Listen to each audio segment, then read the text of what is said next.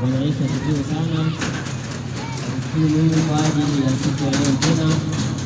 Jua tuna kazi kubwa kidogo ambayo itatubidi tuweze kwenda kwa haraka sana, lakini kama mtakuwa mnakumbuka, tulizungumzia makanisa 7 na huu ni mwendelezo wa hekalu la mbinguni.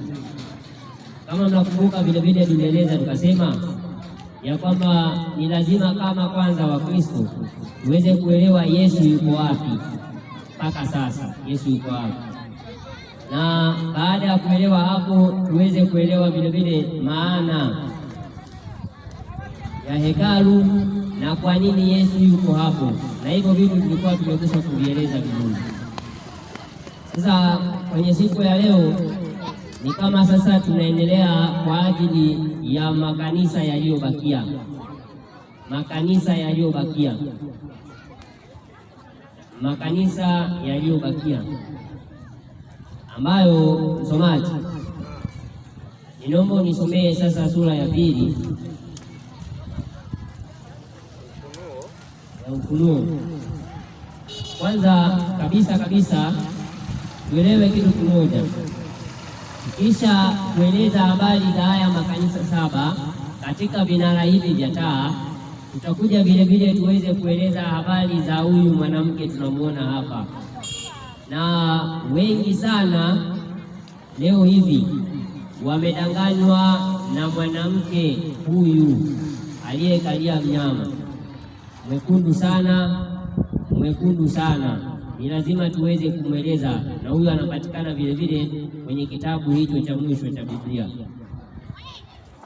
La haujaelewa, basi unahakikishiwa ya kwamba katika Ukristo wako kutakuwa na dosari kidogo. Ndio maana tunahitajika tuweze kuja mbele ya watu tuweze kueleza uzito wa ujumbe tuliopewa, ambao inatubidi tuweze kuelezea kabla ya kufungwa kwa ulimwengu huu. Msomaji, nisomee mstari wa 18 kwenye sura hiyo ya 2. 18. Neno linatamkika, nasemaje? Na kwa malaika wa kanisa lililoko Thiatira andika. Sasa hapa nadhani kama utakuwa ni mwenye kufuatilia, ndipo ambapo tulikuwa tumeishia kwa siku ya jana. Kwanza, kabla sijaenda mbali sana, niweze tena kukumbusha ya kwamba wakati wetu wa maswali uko pale pale, na watu ambao watakuwa na maswali bado wanaalikwa kufika.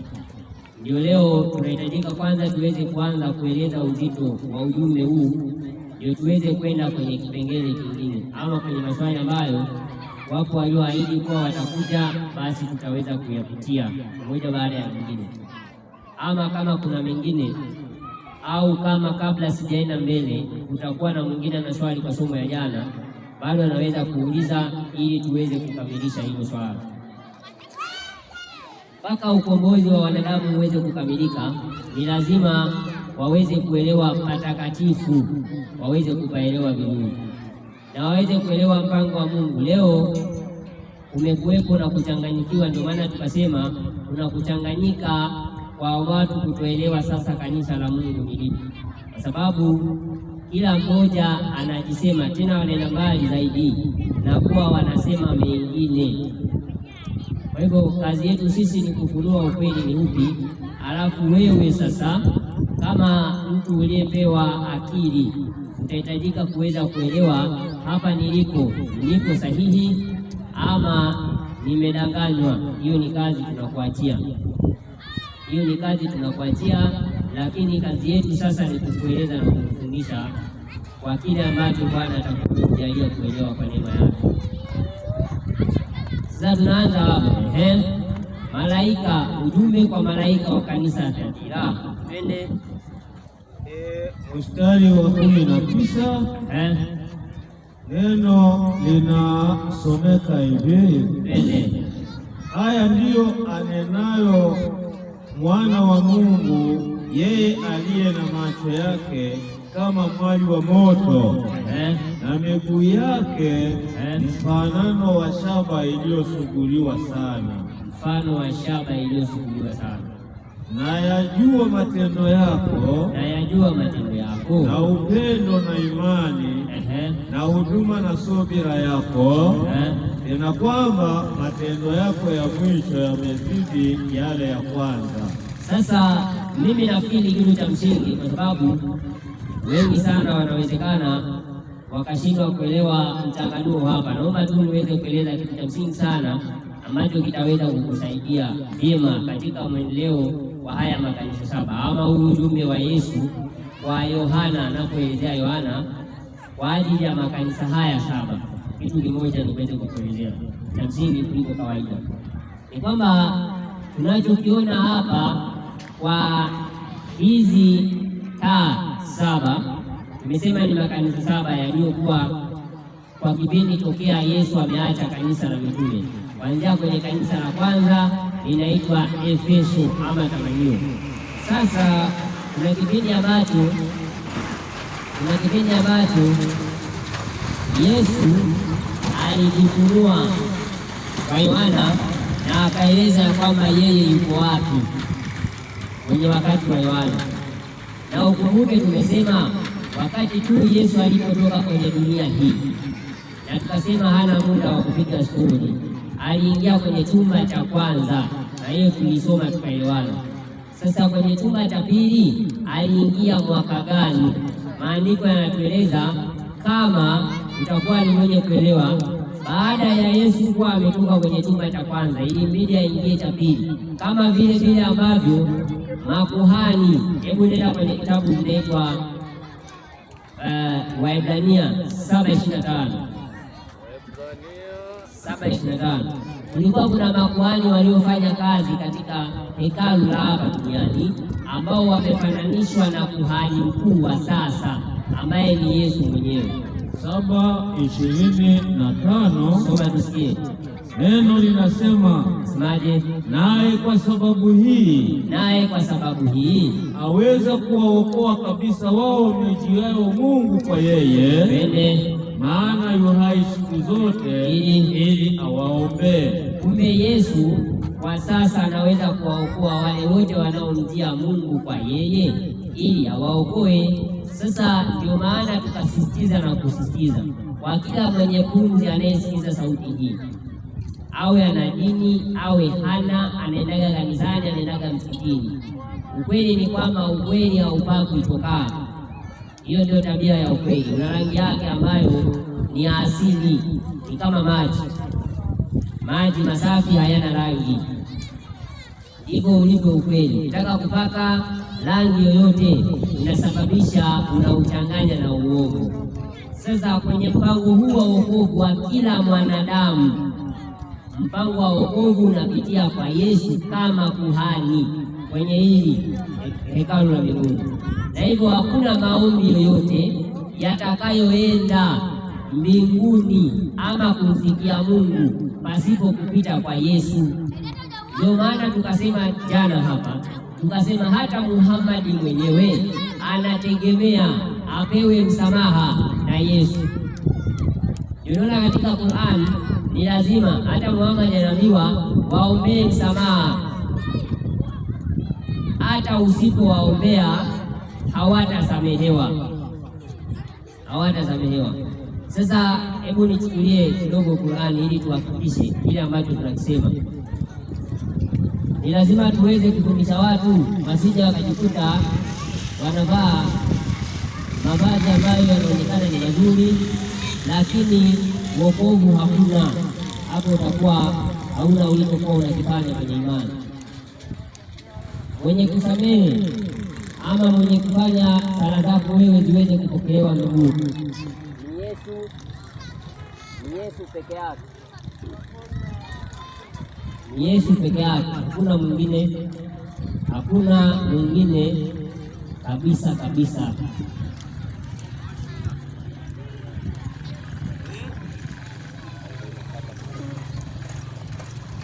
Tukasema vile ya kwamba Hata Yesu alipokuja hapa duniani hakufanya dhambi, lakini Muhammad alifanya dhambi.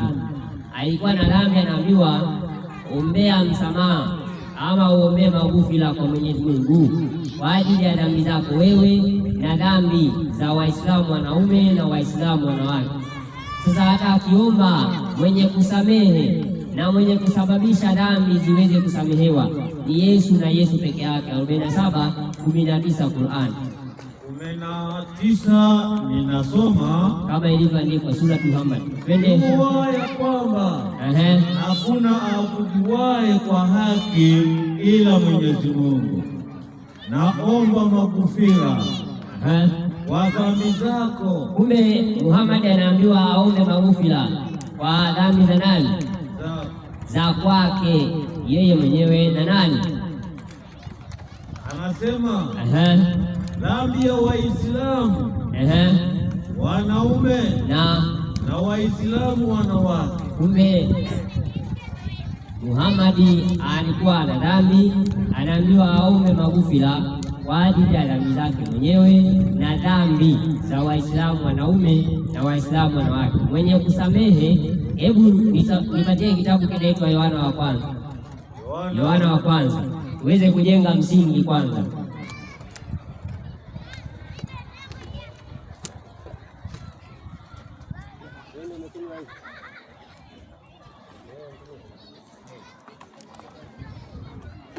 Yohana wa kwanza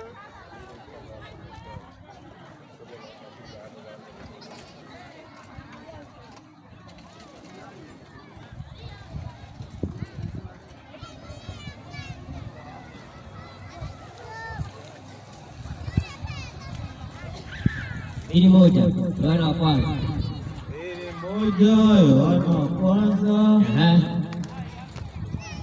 anasema semaje? Watoto wangu wadogo, ninawaandikia haya ili kwamba msitende dhambi. Kumbe tuliandikiwa ili kwamba tusitende dhambi. Na kama mtu akitenda dhambi, anaye muombezi kwa Baba. Soma vizuri. Anaye muombezi kwa Baba. Soma vizuri.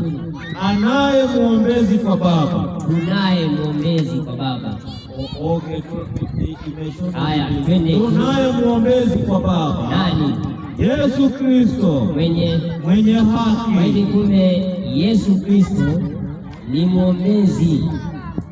muombezi, tena ni Yesu Kristo mwenye haki, tena si kwa ajili ya dhambi za Wakristo peke yake na ulimwengu mzima. Endelea na niko kusikia. Naye ndiye kipatanisho kwa dhambi zetu, wala si kwa dhambi zetu tu, si kwa dhambi za Wakristo peke yake, bali na kwa dhambi za ulimwengu wote. Kumbe Yesu ni kwa ajili ya dhambi za ulimwengu wote, Waislamu wakiwa ndani, Mabudha wakiwa ndani, hata wapagani wakiwa ndani ya hilo kundi. Kwa hivyo anayefanya uombezi huo ni Yesu Kristo, na anafanya katika hekalu kama kuhani mkuu. Ni kweli. 7:15 Waebrania 7:15 4:15 Waebrania 4:15. Soma tusikie. Neno linasema hivi. Neno 15, neno linasomeka hivi. Haya, anasema kwa kuwa hamna kuhani mkuu,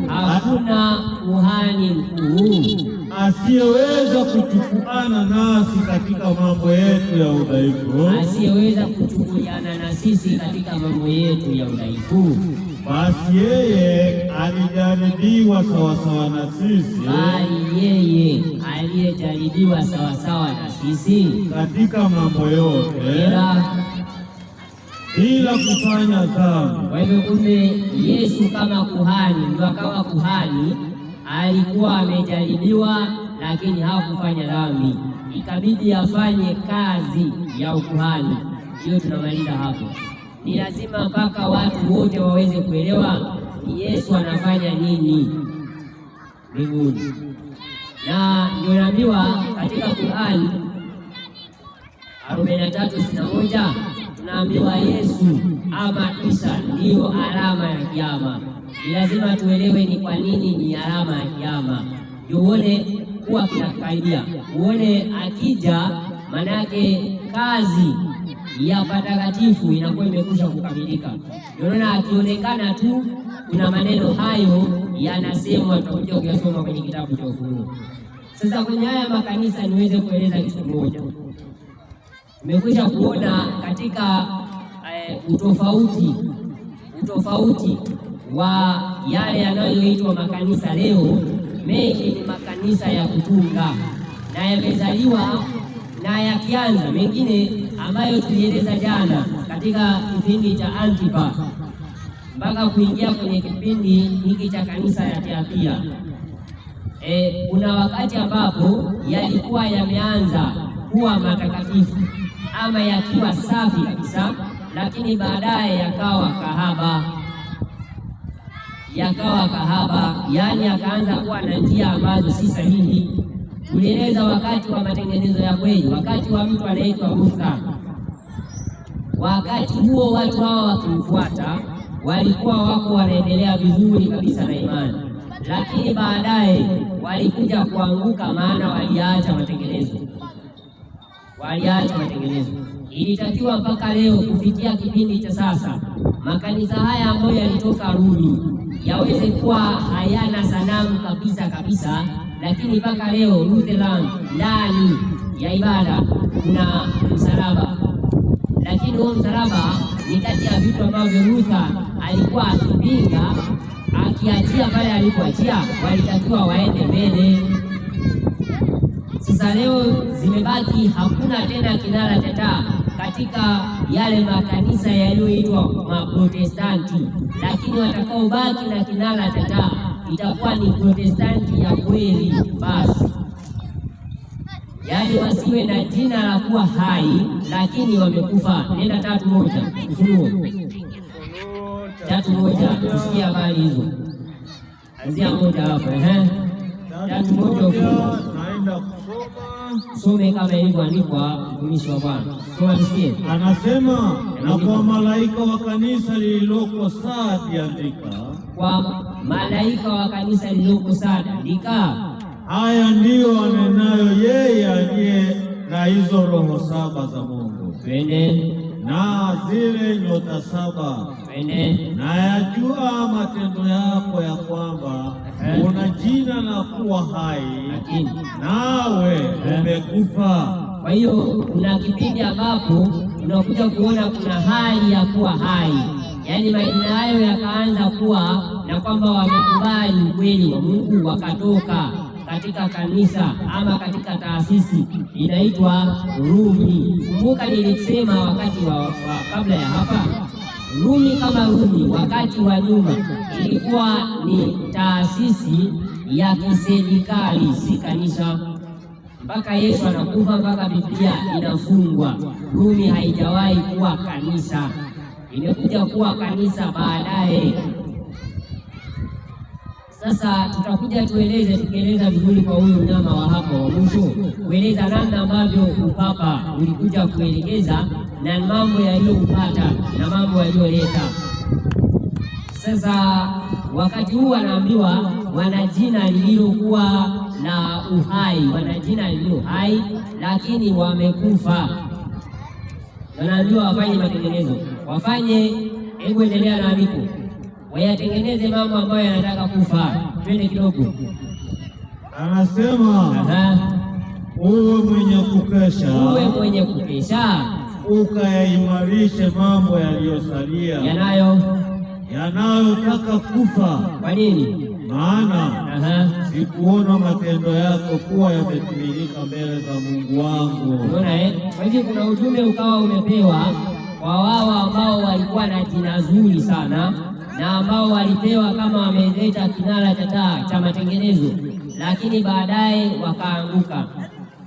wakaanguka. Sasa hiyo ni historia ya makanisa kuanzia kwa Yesu kuwa alipoiacha kanisa la mitume. Sasa kanisa la mitume kama kanisa la kwanza linaitwa kanisa la Efeso, mpaka kufika kwenye mwaka unaitwa mwaka wa 1844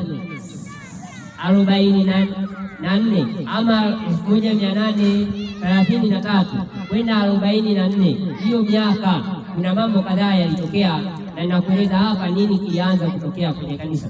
Tunaona kwenye kanisa linaitwa Laodikia, kupiga hatua kwenda kwa hilo kanisa, maana hapo ndio tutakuja kuanza kuunganisha, kuona habari ya matukio yalivyokuwa, na nitawaonya kitu kimoja ambacho leo kinazidi kutrend. Sasa ninaomba unisomee kwenye mstari wa 14. Hilo ndio kanisa la 7 linaitwa Laodikia. Mstari wa 14. Laodikia. Sasa wakati tukisoma hiyo kanisa la 7 wakati wa kipindi hicho, na hicho ni kipindi kimeanzia tangia miaka hiyo ya 1833 kwenda 44, baada ya kanisa la 6. Kanisa la 7 Laodikia kuanzia hiyo miaka 1844 kwenda mbele mpaka sasa tunapoongea ni kipindi cha 7 cha kanisa inaitwa Laodikia. Sasa kuanzia hapo kuna kitu kinaitwa, Mungu anatoa kauli yake, sikiliza uweze kuelewa, na hiyo nitaunganisha ili tutakapokuja kujifunza ujumbe huu wa malaika watatu tutakuja tuelewe vizuri nini maana ya ujumbe hasa wa malaika huyu wa pili. Hebu soma 14 tuendelee nayo. Na kwa malaika wa kanisa lililoko Laodikia andika. Kwa malaika wa kanisa lililoko Laodikia, hilo likiwa ni kanisa la 7. Sasa na kanisa la mwisho wa kanisa la lililoko Laodikia andika. Haya ndiyo anenayo yeye aliye Amina, shahidi aliye mwaminifu na wa kweli, mwanzo wa kuumba kwa Mungu. Twende. Na yajua matendo yako, ya kuwa hu baridi wala umoto. Sasa hu baridi wala hu moto, ingekuwa heri kama ungekuwa baridi ama moto. Twende. Basi kwa sababu una uvuguvugu wala ubaridi wala umoto, nitakutapika utoke katika kinywa changu. Twende. Kwa kuwa wasema mimi ni tajiri, nimejitajirisha, wala sina haja ya kitu. Sasa hiki ni kipindi ambacho, sikiliza nikueleze, na hiyo najua uzuri wa Biblia inaendana kabisa na historia. Kuna vitu viwili ambavyo vinaambatana. Tabia ya Mungu huwa anaonya watu kabla mambo hayajatokea. Sasa hayo mambo yakitokea na historia ikapita, hayo mambo yanaitwa historia. Lakini kabla hayajapita, hayajaanza kutokea, ndio inaitwa unabii. Ndio maana hapa tunapokuja kuanza lazima tuanze na vitu ambavyo tayari vilikwisha kutokea. Tunapokuja kusoma yatakayotokea mbele tuweze kuelewa tabia ya Mungu katika kuwafunulia watu wake. Sasa anaeleza habari za Laodikia. Anasema ya kwamba lilikuwa ni kanisa wakati huu likiwa na hali ya kujiamini. Kuna kipindi ambapo unajua, kama kuna kipindi watu waliweza kuwa na msisimko wa kurudi kwa Yesu ni kipindi hiki cha miaka 1843 kwenda 44. Leo hivi kuna watu wanadhihaki, wanasema Yesu hawezi kurudi, na huyo mtu naambiwa tena anajiita Mkristo na anasema Yesu harudi kabisa. Ni mwongo, mpaka leo hajarudi. Ndio ukiona mtu akienda mahali na akachelewa, anaulizwa umekuwa Yesu, yaani amekuwa na ahadi ya uongo kama ya Yesu kwa mujibu wake. Lakini hiyo haitupi shida. Wewe sio wa kwanza. Kuna wale waliotabiri ujio wa Yesu, wakatabiri Yesu atakuja, na walitabiri katika kipindi hiki ya kwamba Yesu atakuja kwenye mwaka 1844 43 kwenda 44, na wakatabiri kwa nguvu. Kwa sababu gani? Kwa sababu katika hicho kipindi kuna Yesu alipokuwa ameleta ujumbe, akawaambia wakati kabisa wa Danieli, akasema kuna miaka 2300 ambayo ni miaka ya kinabii. Itakapokamilika hiyo miaka, patakatifu patatakaswa. Hebu tuchukue kitabu cha Danieli kidogo ili tukisome ndio watu waweze kuelewa. Hivi huu ni ujumbe ambao ni lazima uweze kuuelewa kama Mkristo. Unaona, leo kwenye nyumba nyingi za ibada zinasomwa injili laini, lakini mambo ya mazito ya ufunuo Danieli hazisomwi. Unaona, Wakristo wanakuwa kama ni vipofu, mambo yanatokea kwenye ulimwengu wanakuwa hawaelewi, lakini watu wengine wote walitakiwa leo wawaulize Wakristo kwenye dira ya dunia, waulize Wakristo kwa sababu wamepewa kitabu chenye siri, Biblia. 8:14 Danieli 8:14 kitabu ni cha Danieli, soma tusikie. Neno linatamkika, akamwambia hata nyakati za jioni na asubuhi 2300 ipo patakatifu patakapotakaswa. Kwa hivyo kumbe Danieli alipewa ujumbe na Gabrieli, maana huyu ni nabii, anaelezwa habari za mambo yatakayokuja mbele. Akaambiwa miaka 2300 ndipo ambapo patakatifu hatatakaswa. Sasa kuanzia kwenye miaka hiyo 1844 waliokuwa wakihubiri wakati huo, kama kuna mtu ameisoma historia vizuri atajua kuna mtu anaitwa William Miller. Huyu ni mtu ambaye alihubiri sana kwa nguvu kuanzia miaka 1833 akaanza kuhubiri kwa nguvu kwenda 44 kwamba Yesu anakuja, kwamba patakatifu hatatakaswa, akitumia ile andiko kuona ya kwamba patakatifu patatakaswa. Lakini kwa akili yake na akili ya wale waliokuwa wanapeleka ujumbe, walielewa ya kwamba patakatifu ni hapa duniani. Unaona, kuna watu wanasema sisi hatuji kwenda mbinguni, maana ni hapa tutairithi nchi hapa, hakuna kwenda mbinguni. Wale wanasema hivyo wanachanganya. Mbingu ni lazima tuikanyage kabisa, lakini si kwamba tutaishi mbinguni milele, hapana, ila ni lazima tutaenda ili tumuone nani? Baba. Si tumeelekezwa na tukasoma fungu la jana, tukasema Yohana wa kwanza 3. Ukisoma mstari wa 2 anatueleza vizuri, na anaeleza asema lazima tutamuona kama alivyo. Hatumuonei hapa, tunaenda kumuona mbinguni. Ndio Yesu kwenye Yohana Injili anasema kwenye sura ya 14. Hebu twende tusome pamoja 14 Yohana. Na hii andiko lazima uweze kuielewa pia. Kuna wengine pia hawaielewi Yesu anaandaje mahali, anaandaje. Ndio namna hii, na ndio historia hii ya vinara vya taa. Ni lazima tuweze kujihakikishia tulipo leo hapo na kinara cha taa, maana Yesu anasema kama usipokesha nitakiondoa kinara cha taa. Ukiondolewa kinara cha taa, ukweli wa Mungu haupo na wewe, unabaki kuwa unaweza ukawa na nyimbo mnaimba kweli na maombi ya kuamsha watu, lakini sio roho wa Mungu yuko kwenye hilo kanisa ama kwenye hayo makanisa, inakuwa na roho ya upotevu. Unaona watu wanakuwa wanaombewa wanaanguka, wanasema ni roho wa Mungu kamwangusha, kitu ambacho si sahihi. Roho wa Mungu akija kwako huanguki. Sasa unaanguka, roho wa Mungu akujie uanguke, kwani hakupendi? Soma 14 mstari wa kwanza.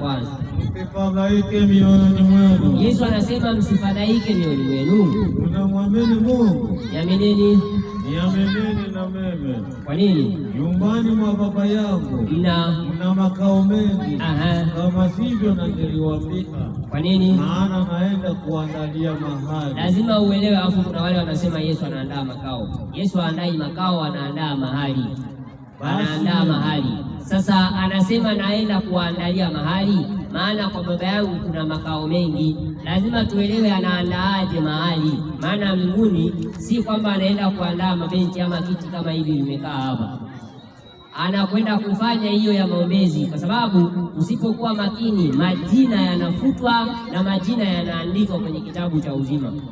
Kwa hivyo anawahakikishia ikiwa watatembea katika njia yake, atawahakikishia ya kwamba kwa damu yake aliyowanunua anaenda kuwatetea, haki yake iwatetee kwenye kiti cha rehema cha Mungu. Twende na andiko. Basi mimi nikienda na kuandalia mahali. Basi mimi nikienda na kuandalia mahali, nitakuja tena niwakaribishe kwangu. Kumbe atakapokuja Yesu atakuja kuwakaribisha kwake. Kwa hivyo ataenda na wao kule ambako ameandaa nini? Mahali. Ili nilipo mimi nani muwepo. Unaona Kwa hivyo ni lazima tuweze kuelewa alichokuwa anakifanya. Sasa kwenye kanisa hili na sasa tukirudi ni kwamba sasa wakati wa kipindi hicho cha miaka 1844 ni kuanzia hapo ujumbe kwa Laodikia ukaanza kupigwa. Ujumbe kwa Laodikia ukaanza kupigwa, na ndio kitabu hiki kuanzia huo mwaka pia ndipo Yesu akatuma malaika wake kuanzia hapo. Na ni malaika huyu tutakuja tuelewe wakati wa kipindi cha hawa malaika watatu hapa, maana malaika watatu ujumbe wake umeanza kwenye hizo kipindi baada ya Yesu kuingia kwenye chumba cha pili cha patakatifu kwa patakatifu.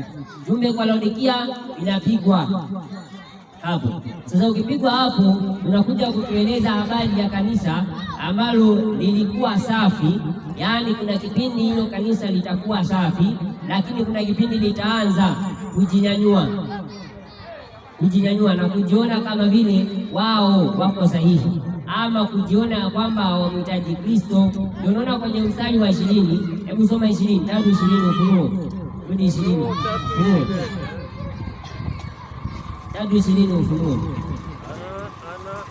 Anasema naenda kusoma. Soma.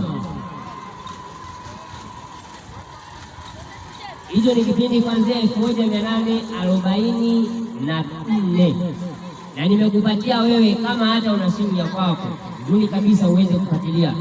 Angalia William Miller ni nani, ndio utaelewa kwenye historia ilivyokuwa inatabiri. Leo kuna watu tena wanasema ya kwamba Yesu atakuja mwaka fulani, wanarudia makosa yale.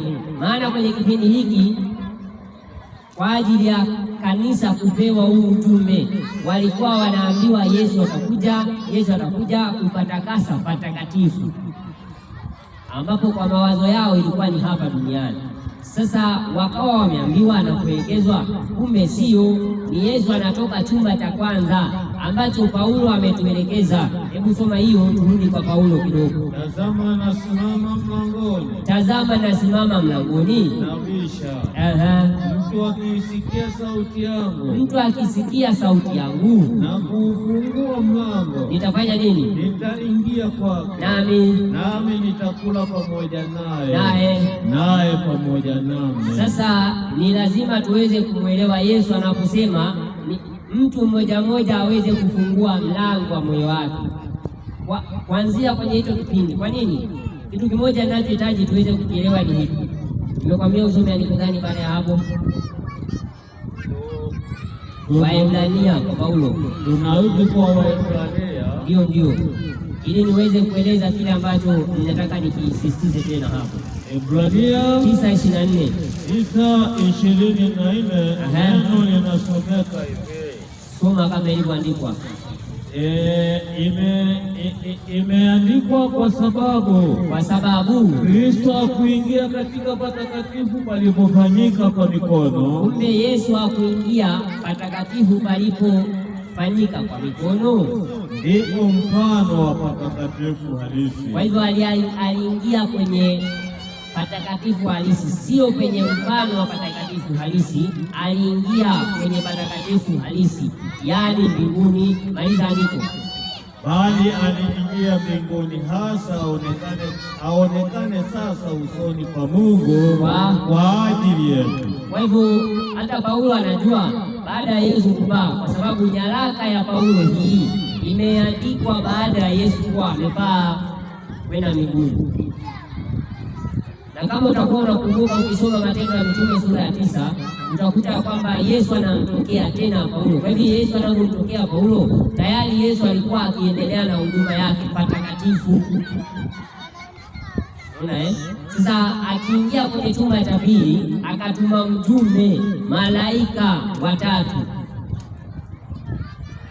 Alipotuma mjumbe, ndipo ambapo akiingia kwenye chumba hiki cha pili. Sikiliza kwa makini. Alipoingia kwenye chumba hiki cha pili, ikafunguka sasa, kwa sababu ndani humu tulisema kuna sanduku la agano kwa mujibu wa Waebrania 9.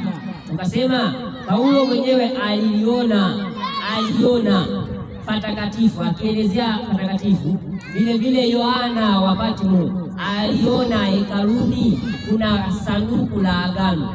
Kwa hivyo baada ya Yesu kuingia kwenye chumba cha pili, ndipo ambapo akaanza, baada ya kutuma malaika watatu, ikaja nuru ya kwamba amri za Mungu zipo na kuna amri kuu ya upendo ya Mungu, kwamba bado haijatoka. Kwa hivyo wakaangaziwa watu habari za kuwa usiwe na Mungu mwingine ila mimi, na kuambiwa ya kwamba usivitongee sanamu, usivisujudie wala kuvitumikia. Na tena hapo ukawa na amri nyingine inasema uikumbuke siku ya Sabato na uitakase. Sasa kutokea hapo ndipo ambapo ujumbe wa Sabato vile vile ukaja kuelezwa kwa mapana kuanzia huo mwaka. Kwa nini? Kwa sababu waliona nuru ya patakatifu na kuelekezwa ya kwamba lazima watu ili waokolewe waweze kuzishika amri za Mungu. Hawashiki amri za Mungu ndio waokolewe, lakini waliookolewa wanashika amri za Mungu. Kwa hivyo Yesu alikuwa amekwisha kuwapa huo mfano. Unaona alikuwa amekwisha kuwapa mfano. Ndio maana Yesu akiwa hapa duniani alitamka maneno kama haya. Hebu msomaji nipatie kitabu kinaitwa Mathayo. Baada ya Mathayo, kwenye kitabu hiki cha Mathayo sura ya 5 mstari wa 17 huwa amekwisha kusema hivyo. Mimi naomba unisomee 19:16 hiyo Mathayo 19:16 Mathayo. Hiyo 5:17 utaisoma na wakati wako. Lakini Yesu amesema sijakuja kutangua Taurati wala manabii. Sasa kwa sababu hakuja kutangua, alikuja akasema nini ili watu waingie kwenye uzima, kwa sababu lazima waweze kuelewa ujumbe wa patakatifu. Twende 19:15 akaweka mikono yake juu yao akatoka huko. Twende 9:16 hiyo Mathayo Injili ya Yesu kama ilivyoandikwa na Mathayo. Usome kusikia 9:16. Neno linasomeka, hakuna mtu atiaye kiraka cha nguo mpya katika vazi kuu, maana kile kilichotiwa huondoa kipande cha lile vazi, na pale palipotuka huzidi, wala watu hawatie divai mpya katika viriba vikuu, na kama wakitia vile viriba hupasuka, divai ikamwagika na viriba vikaharibika. Bali hutia divai mpya katika viriba vipya, vikahifadhika yote. Sasa kwenye habari ambazo Yesu anatueleza hapa zinakuja kuungwa mkono na mtumishi anaitwa Paulo.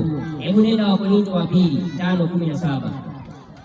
Unaona watu leo wanavyokubali Kristo wanakuwa wanamkubali nusu, wanaakili jina lake lakini hawakubali sheria ya Mungu.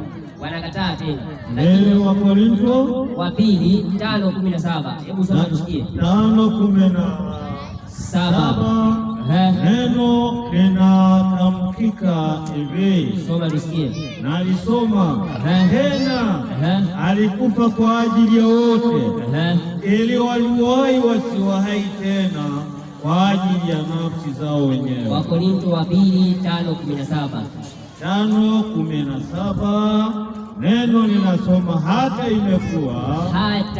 imekuwa mtu akiwa ndani ya Kristo amekuwa kiumbe kipya, ya kale yamepita, tazama yamekuwa mapya. Sasa kuna namna ambayo kama mtu hajaelewa au alikuwa hajaelewa lengo na dhumuni ya Yesu kuja, hakuwa kiumbe kipya. Anapokubali Kristo anafanyika kuwa kiumbe kipya na anazishika amri za Mungu. Ndio Yesu anasema, nipatie kitabu cha Yohana tena alafu tuweze kueleza. Maana Yesu anasema ni lazima wale watakuja kumkubali na kuelewa kwamba kuna hii process ya wokovu katika hekalu la mbinguni, ni lazima watazishika na amri zake. Wamemkubali Yesu na Yesu anawapa amri zake kwamba sasa nimewakomboa, nendeni hivi na hivi. Yohana 14, unisomee mstari wake wa 15. 14:15. Neno 14:15. Neno linasomeka hivi. Nasomekaje? 14:15. Kidogo. Haya, mkinipenda mtazishika amri zangu. Kwa hiyo kumbe mtu anapokuwa amemkubali Kristo ni lazima ampende Kristo na azishike nini? Amri zake, ashike amri za Mungu tena. Kwa hivyo ili sasa aje afufuliwe na Kristo, ili aje aingie katika uzima wa milele, lazima tena ashikamane na amri za Mungu. Ndio maana kwenye sanduku la agano lilipokwisha kufunguka, amri za Mungu zikaonekana ndani. Amri za Mungu zikaonekana ndani ya sanduku la agano. Tuliambiwa pia na mtumishi Yohana katika Ufunuo. Sasa kwenye kitabu hiki cha Ufunuo kinapotuelekezea habari ya kanisa la saba, limepewa ujumbe huo, lakini kuna kipindi ambapo kanisa hili, na ukumbuke kitu kimoja, na hapa ndipo nahitaji niweze kukueleza kwa mapana kidogo. Usikilize kwa makini sana. Kama utakuwa umenifuatilia katika kuzungumza ama kufundisha kutokea kwenye kanisa la kwanza, la kanisa linaitwa kanisa la mitume ama kanisa la Efeso. Kwenye kanisa la kwanza kwenye kinara cha taa ilikuwa ni kanisa hawana jina la kusema kwamba labda ni Uprotestanti, labda ni Wapentekoste, labda sijui ni wakanisa gani, Mashahidi wa Yehova ama nini. Makanisa ni mengi sana ya ambayo yako leo, lakini hayakuwepo kipindi hicho. Tunapokuja kwenye kanisa lingine la pili kwenda la tatu, tunapokuja kwenye kipindi cha Antipas na kipindi ambacho makanisa ya Protestanti yameanza, utakubaliana na mimi kipindi hicho sikutaja kanisa la Wasabato, sikutaja. Na unajua kitu kimoja ambacho wengi wanakuwa wanakosea ni kudhani ya kwamba katika wale waliomo kwenye kanisa linaitwa kanisa la Wasabato, wengi pia wanarudia wanasema Sabato ilianza siku ya saba. Hiyo ni kweli, lakini kama taasisi ya kanisa la Wasabato, kama taasisi haikuanza huko. Unaona, kuna swali moja amewahi kuuliza Isa, rafiki yetu hapa Muislamu, akawa ameuliza wapi ambapo panasema tuwe wa Sabato, na hiyo aya hakuna aya inaeleza Wakristo wawe wa Sabato. Hiyo aya hakuna. Maana hata wewe ukijisomea mwenyewe Injili hakuna sehemu wameitwa wa Sabato, hiyo hakuna. Lakini kama Sabato, kama siku ya ibada ama siku ya pumziko ilikuwepo. Kwa hivyo kama taasisi imeanza wakati wa kipindi cha Laodikia. Ndio maana kwenye makanisa ya Protestanti huku tukitaja, hatukutaja kanisa la Wasabato, hatukutaja. Kwa hivyo ni lazima uweze kuwa unaelewa haya makanisa yalianza namna gani. Sasa tunapoingia kwenye hiyo kanisa la Laodikia wakati huo, baada ya kuwa wamepewa na kuona ya kwamba kuna amri 10, na kama una mtu hata kama utakuwa ni mtu ni msabato na yeye ana swali anakuja anauliza kiti kiko wazi, ama mtu mwingine yeyote ana swali anakuja anauliza kiti kiko wazi, anauliza swali tunaujibu kwa mujibu wa maandiko. Sasa baada ya kupewa nuru ya hizo amri kwamba kuna amri za Mungu zinaendelea, kuna wale ambao walikuwa hawatunzi pia Sabato. Kwa hivyo wakaanza kuelewa kumbe Mungu anahitaji watu wapumzike siku ya saba. Ndio hapo kama taasisi ikaanza ujumbe huu ukazidi kuwafikia na kuwafikia na kuwafikia mpaka miaka ya 1847 kwenda mbele kidogo, ndipo ambapo kama taasisi ya kanisa la Waadventista wa Sabato ambalo leo unaiona inaitwa Waadventista wa Sabato limeanzishwa katika vipindi hivyo vya miaka 1800. Huko kabla ya hapo hakukuwa na kanisa linaitwa Waadventista wa Sabato, hakukuwa na kanisa la hivyo, kwa sababu hawa walikuwa wamepewa kinara cha taa wakati wa kanisa la Laodikia. Unaona Sasa kwa sababu walikuwa wamepewa nuru ya kuhusiana na amri za Mungu baada ya Yesu kuingia kwenye chumba cha pili na mlango ukafunguliwa. Baada ya hapo changamoto ikaanza kutokea baadaye, lakini wakati huo na hata makao makuu hapa tunaanza kufundisha, tukiwafundisha mpaka wa Sabato wenyewe, kwa sababu wengi hata hawajui. Wengine wanakuwa wakibatizwa humo, lakini hawafundishwi historia ya kanisa lao. Wengine mpaka wanaingia wanakuwa wanachunga makanisa, lakini hawaelewi kanisa lao namna gani. Na hata wengine hawafundishwi ujumbe wa malaika watatu. Huu unabaki kutajwa tu kwenye midomo ya wale wanaowaongoza, lakini hawafundishwi kinagaubaga. Na kama kanisa la Waadventista wa Sabato leo wangekuwa wanaufundisha kama unavyotakiwa ujumbe wa malaika huu watatu, hawa waumini wangeweza kuelewa ubaya wa Babeli ilivyo, wangeweza kuelewa. Lakini leo wamefungwa, inabaki tu ni uimbaji na kucheza kwingi ambako kumesambaa leo. Sasa katika kanisa hilo la Laodikia, baada ya kufunguliwa sasa kwa mlango wa patakatifu na kuanzishwa kwa hilo kanisa kama taasisi, kuna watu hapa walikuwa wanauliza maswali kuhusiana na mtu mmoja, mama mmoja anaitwa Ellen G. White.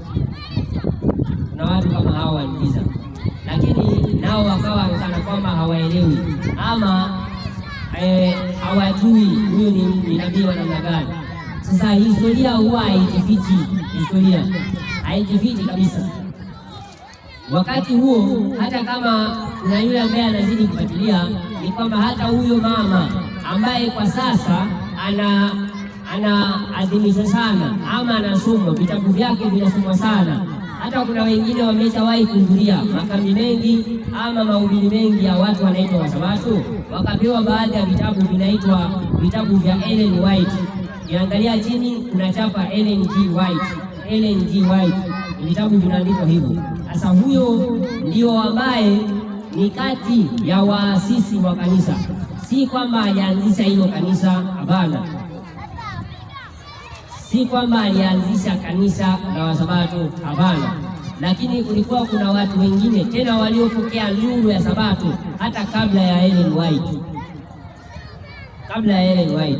Kwa hivyo Ellen White akichukua Sabato na kuanza kuitunza, kuna watu nyuma yake walikuwa wameshaanza kuitunza.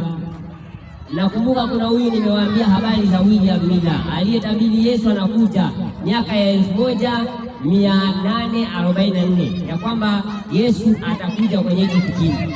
Sasa wakati anatangaza hizi jumbe, huyu dada alikuwa bado mdogo hivi.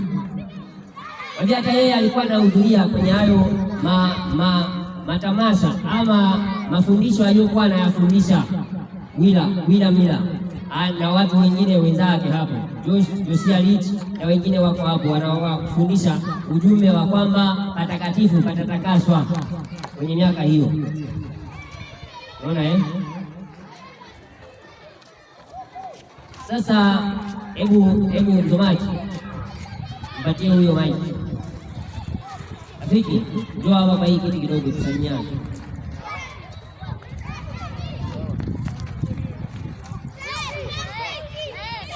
Patie maiki kidogo. Bwana Yesu asifiwe.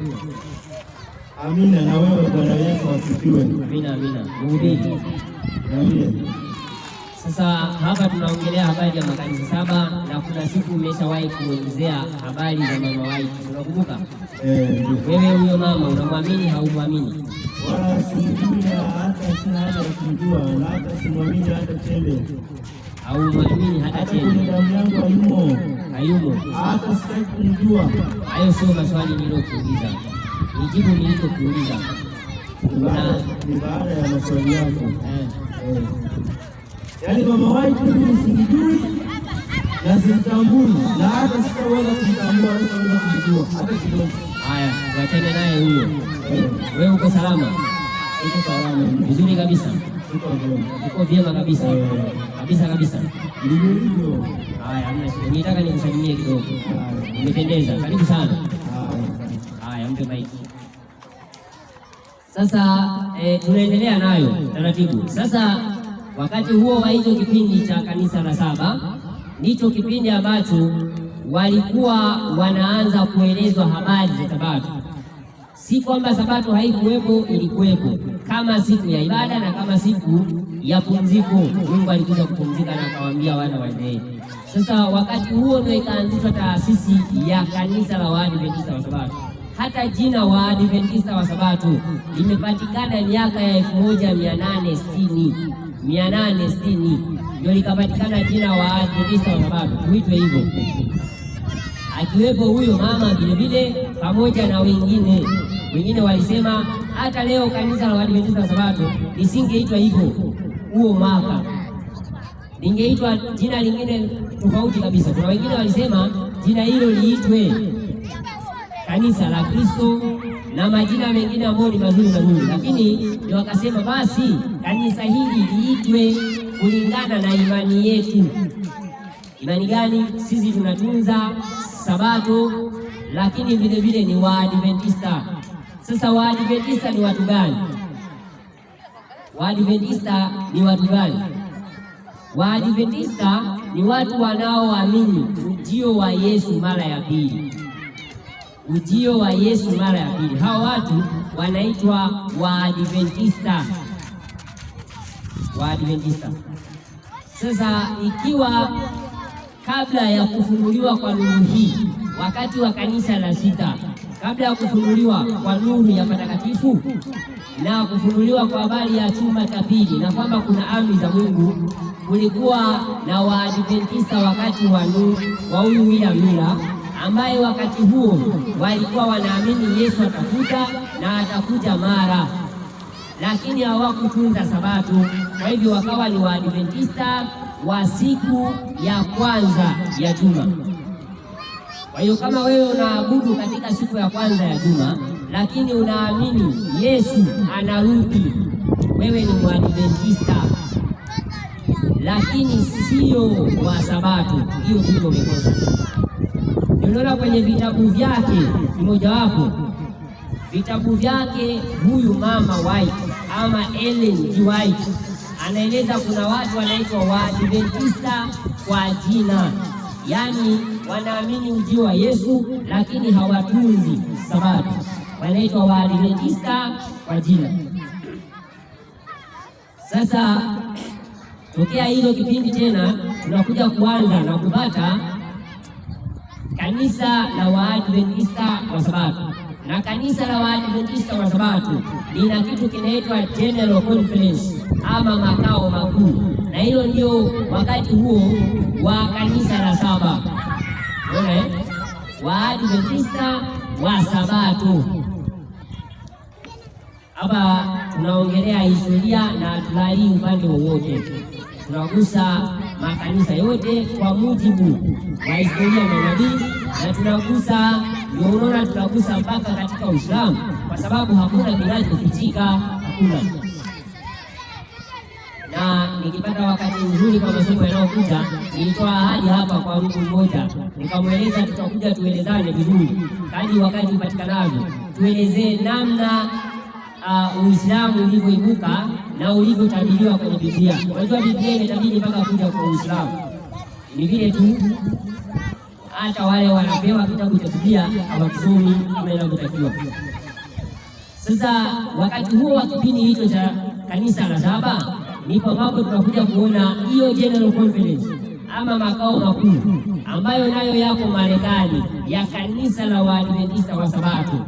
Waadventista wa Sabato makao makuu Marekani, ambapo pia hata huyu mama naye ni wa Marekani, ni wa Marekani. Sasa akiwa wakianza General Conference kwa mara ya kwanza ama makao makuu ya kanisa la Wasabato, ikatengenezwa ama ikaundwa mwaka wa 1863. Ndipo ambapo pakaanza kuwa na makao makuu ya kanisa la Wasabato 63.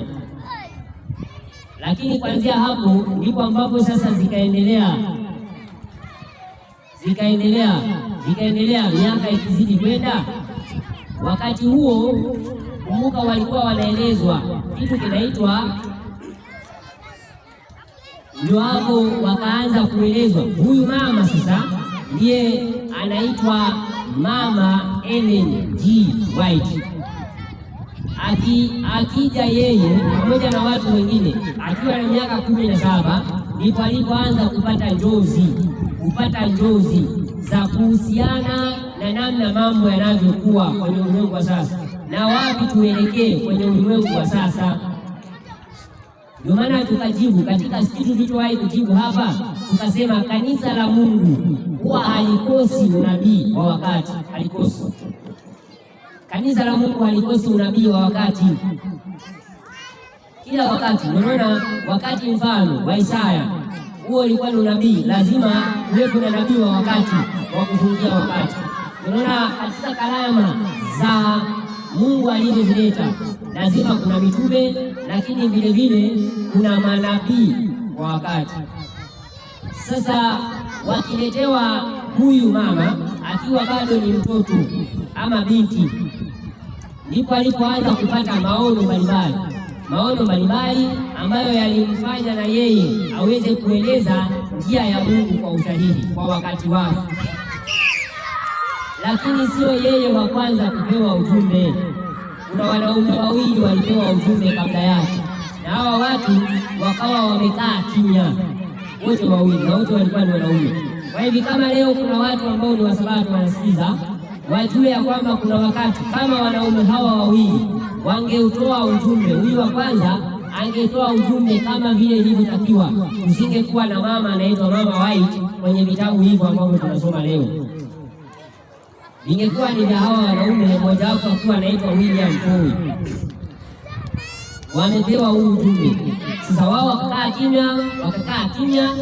kimya, hawakukubali kutoa. Hata Mama White mwenyewe alipoanza kupewa akiwa binti mdogo, na yeye mara kwanza akawa anagoma kutoa, maana ana aibu. Kwanza naweza nikaongeaje na watu wakubwa, nikawakemea makosa yao. Lakini baadaye ndipo ambapo alipoanza tu kusema ujumbe aliokuwa nao, ndio Mungu akazidi kumtumia. Kaandika vitabu zaidi ya 120. Wewe ukiwa unajua tu Pambano Kuu, Desire of Ages na vitabu vingine vidogo, ujue kuna zaidi ya vitabu 100 ameandika. Na huyu sasa, ndio maana kumbuka, kuna kipindi hicho cha miaka 1860 na kitu ambacho nimekueleza hapa. Mfano nikueleze kitu kimoja. Kuna sasa, baada ya hapa tutakuwa tukivipitia na baadhi kwenda na vitabu vyake vitu niweze kueleza. Ndio maana nikasema lazima kuwepo na ujumbe wa wakati, lazima uwepo ujumbe wa wakati. ndiye aliyekuja akatabiri vile vile hata vita vya kwanza vya dunia vimekuja kupigana miaka 1914. Yeye pia alitabiri vita vya pili vile vile alitabiri vitakuja kutokea kabla hata havijatokea, na watu hawana ndoto ya kupigana vita. Hivyo yote ni vipindi ambavyo kanisa la saba limesimama, Waadventista wa Sabato, wakifunuliwa nuru ya patakatifu na habari ya nuru ya Sabato, wakawa na nuru na bado kukawa na kinara cha taa. Sasa leo hivi tunavyozungumza, kuna vitu kadhaa ambavyo vinazidi kuwa vikitokea, na hivyo inahitajika niweze kuwa nikivisema kimoja kimoja, lakini kwa ushahidi, kwa sababu kuna watu tofauti wakisikiliza.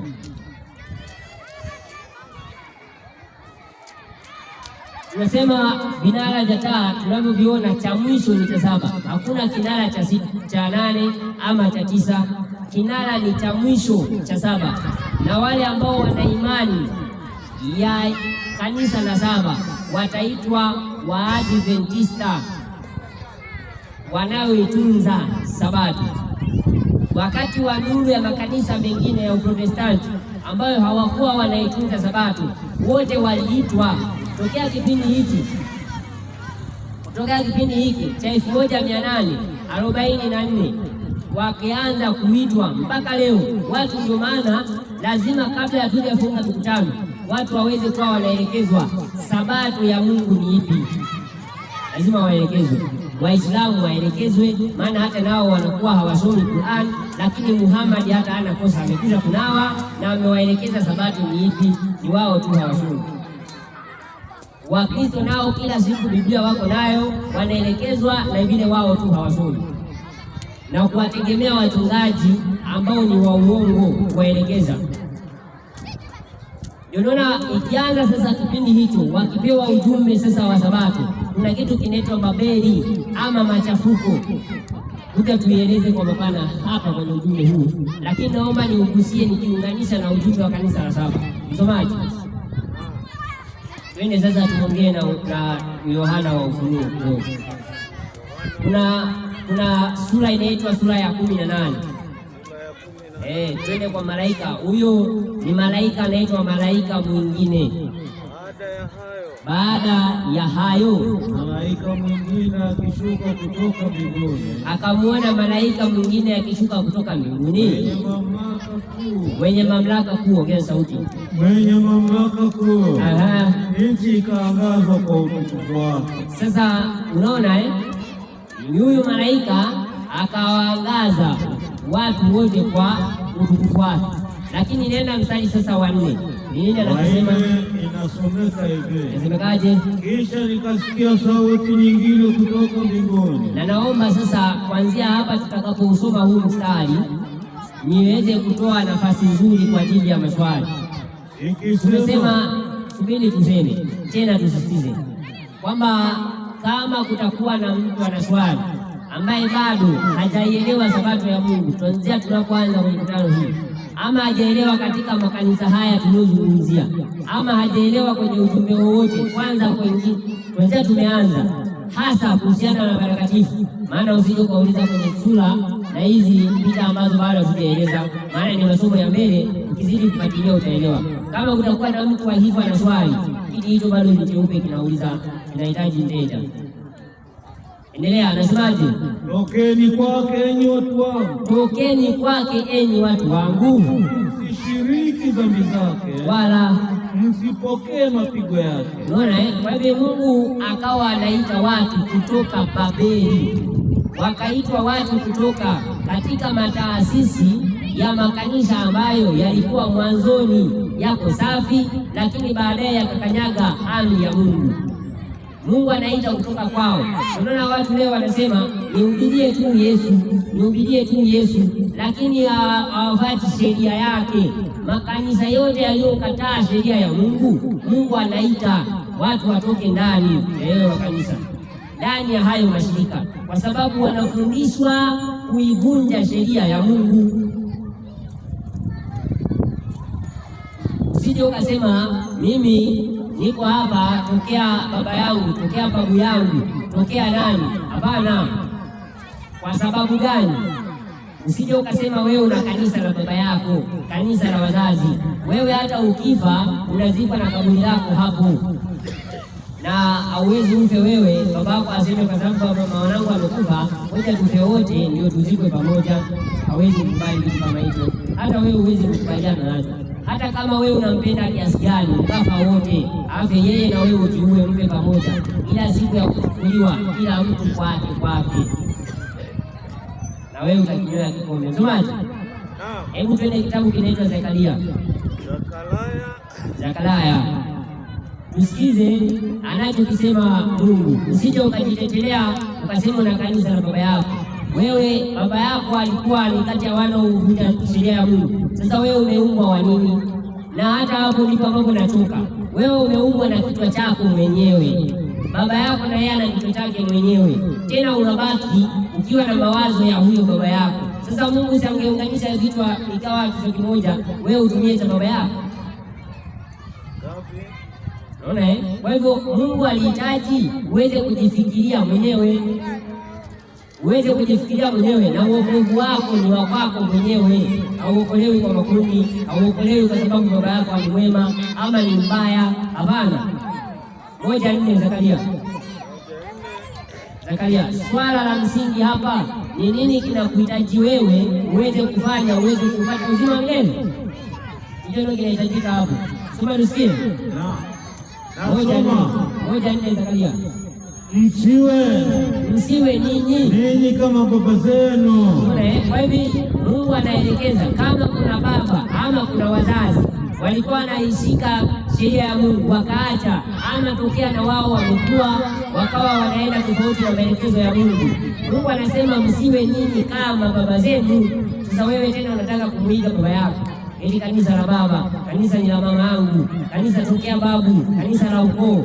Ninyi na kanisa la ukoo nini? Ambao hakuna kitu kama hicho, ambao manabii wa zamani waliwaulia wakisemaje?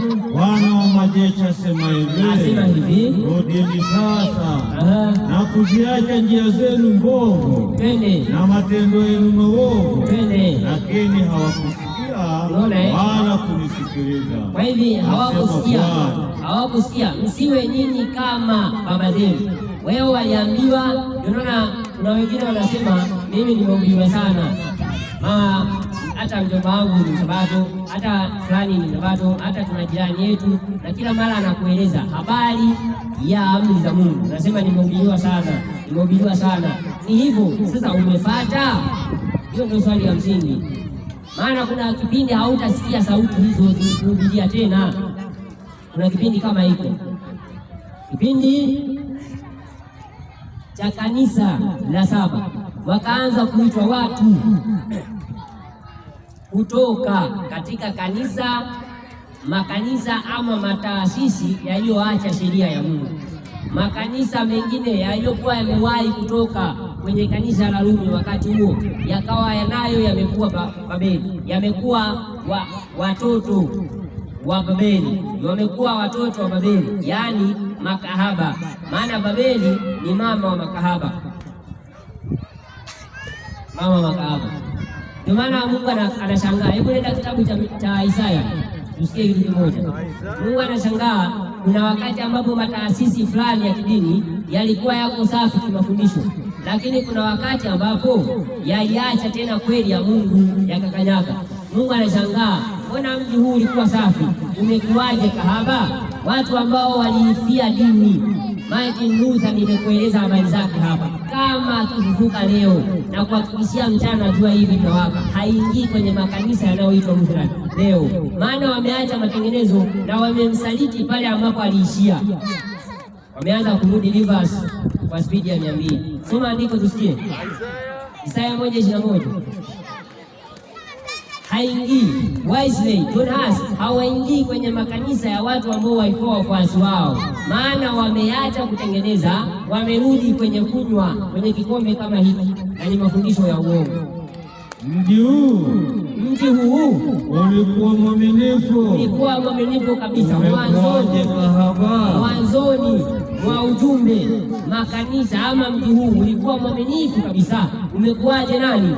Kahaba. Umekuwaje nani? Kahaba. Wanashangaa, mlikuwa mna mafundisho mazuri yale ambayo yalikuwa yanaendelea sawasawa na nuru ya Mungu, lakini baadaye yakaitwa kahaba, yameenda mbali na njia ya Mungu, wameanza tena. Kuna wale wanasema sheria haipo, wengine tena wanasema ya kwamba ndio hapo tunaokolewa kwa neema, sheria hakuna. Sasa sheria huyo Yesu anayesema mkinipenda mtazishika amri zangu.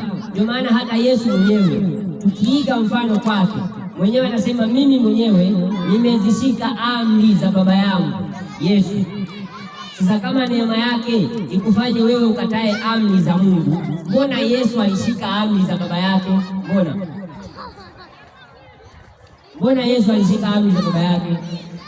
Kwa hivyo kama yeye alivyoshika amri za Baba yake, vile vile wewe unashika amri za Yesu, ndio unakuwa Mkristo halisi ukielekezwa katika nuru ya patakatifu. Msomee Yohana 15. Yohana 15 mstari wake ni wa 10. Mstari wa 10. Haya, tusikie kauli ya Yesu mwenyewe, sije kawa tunamsingizia kama hakushika amri za Mungu. Tusikize. Naenda kusoma. Mkizishika amri zangu. Yesu anasema mkizishika amri zangu, nyinyi wa Kristo, mkizishika amri zangu mtakaa katika pendo langu, kama vile mimi Yesu nilivyoshika nini? Amri za Baba yangu. Alivyoshika nini? Amri za Baba yangu. Alivyoshika nini? Amri za Baba yangu, na kukaa katika pendo lake. Kumbe Yesu alishika amri za nani? Za Mungu. Sasa wewe utashindwaje kushika?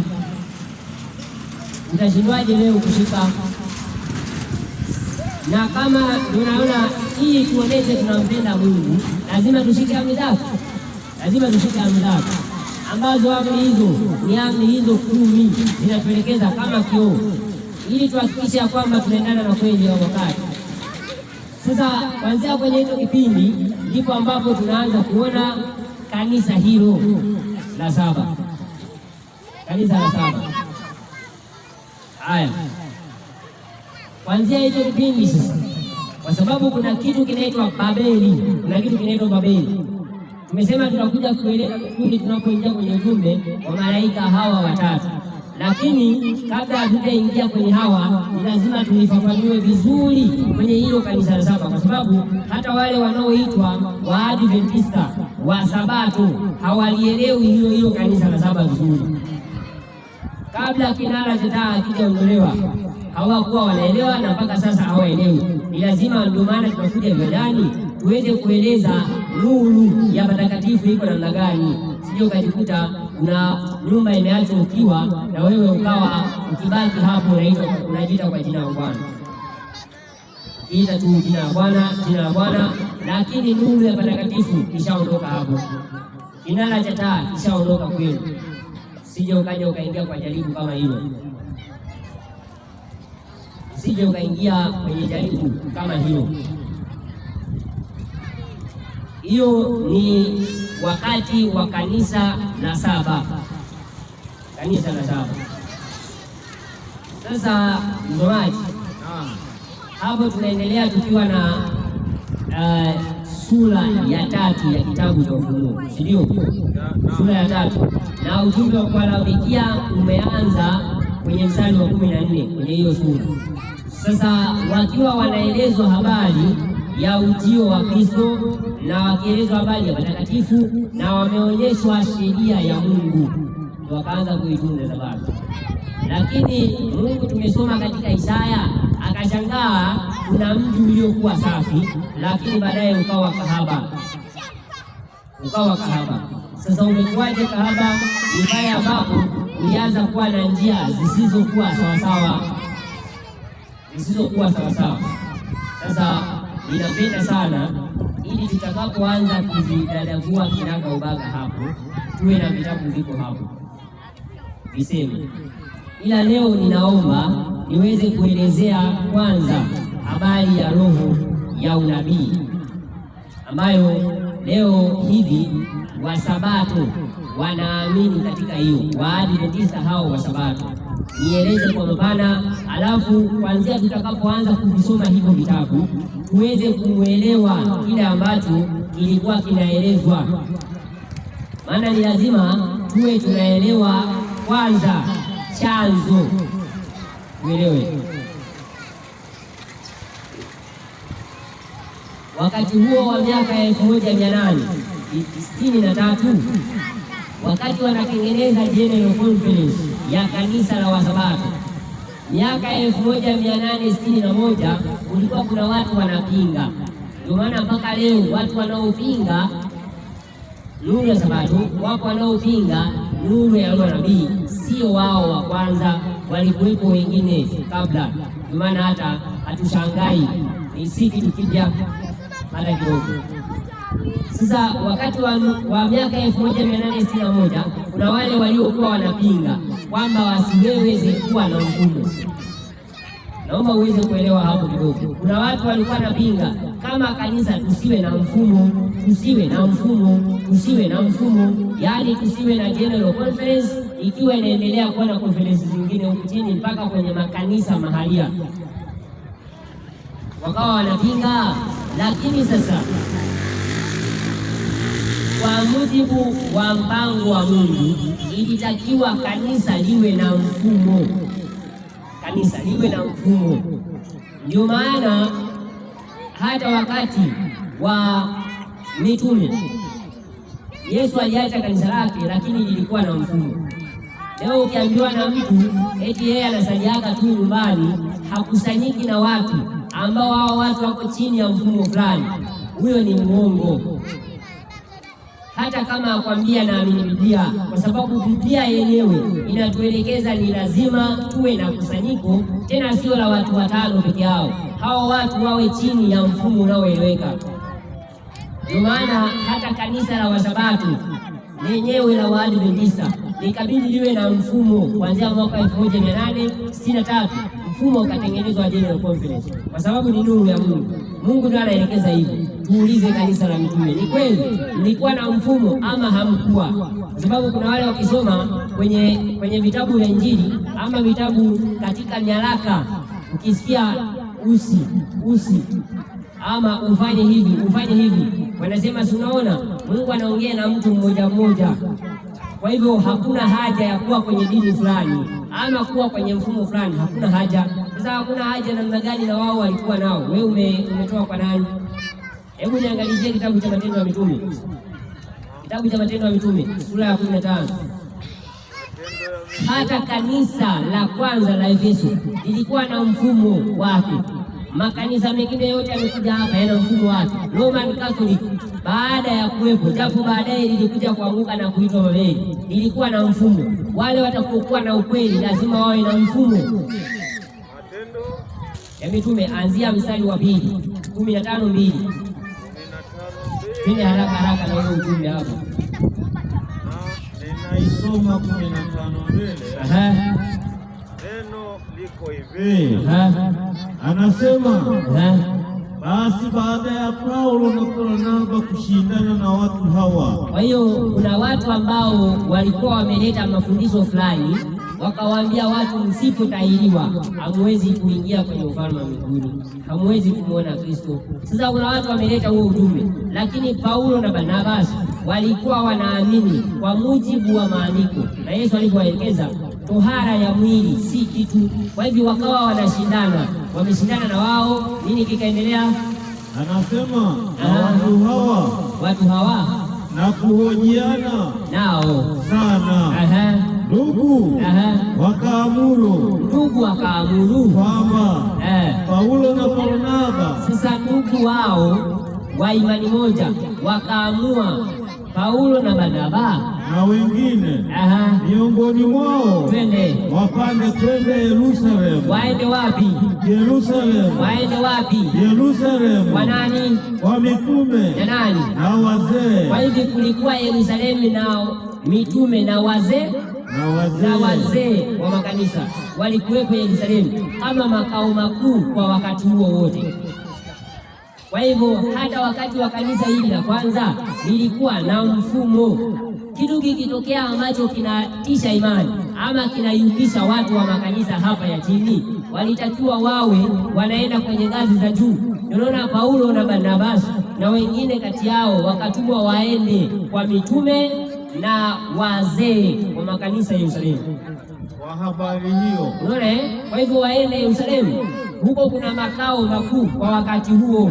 Kwa hivyo leo hivi kama kanisa ama wakati ule wote wa kanisa la Waadventista wa Sabato walikuwa na mfumo, na Mungu alikuwa amewaelekeza lazima wawe na mfumo unaoeleweka hivi, wawe na mfumo.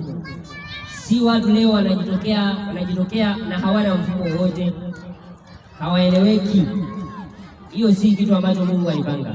Sasa wakiwa na mfumo hivyo, wakaendelea kuwa wanakuwa na makanisa na wakiwa na conference mbalimbali, maana general conference au makao makuu yakiwa Marekani wakaanza kufungua conference mbalimbali, lakini vile vile kuwa na makanisa, kuwa na union na kadhalika. Kuanzia hizo kipindi, nakumbuka ni kanisa la 7 katika vinara vya taa, kanisa la 7. Sasa baada ya hizo kipindi tena kuna mambo kadha wa kadha yaliyokuwa yanahitajika watu wa Mungu waweze kujulishwa ya wakati. Kwa hivyo ikatakiwa Mungu sasa aseme. Msomaji, hebu niangalizie kitabu kinaitwa Amos. Tulisoma Wakorintho, Paulo anasema katika kanisa walitakiwa watu hao waweze kuwa na mitume na wawe na manabii. Kipawa cha unabii bado kimo katika kanisa la Mungu. Amosi 3:7. 7 ngapi? 3:7. 3:7. Soma tusikie. Nasoma kama ilivyoandikwa.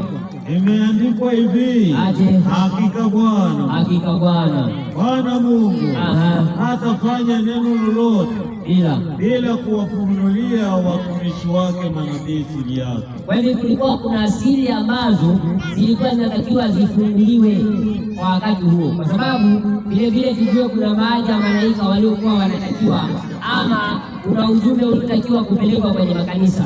Kwa hivyo ilitakiwa wajumbe wa Mungu waweze kuwa wameelekezwa kwa unabii.